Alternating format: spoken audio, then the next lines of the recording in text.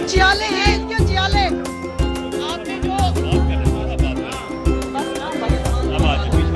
आपने जो इंतकाम की बात की, अगर कोई खड़ा होकर कोई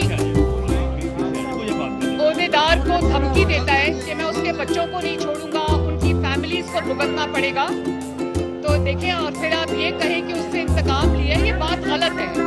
आप ये नहीं कर सकते कि आप खड़े होकर ओहदेदारों को धमकियां दें, उनको ब्लैकमेल करें और आप उनको थ्रेट्स दें और आप फिर ये कहें कि हमारे साथ इंतकाम होता है। तो सोच समझ के पहले बोला करें ताकि आपको प्राइस ना पे करनी पड़े।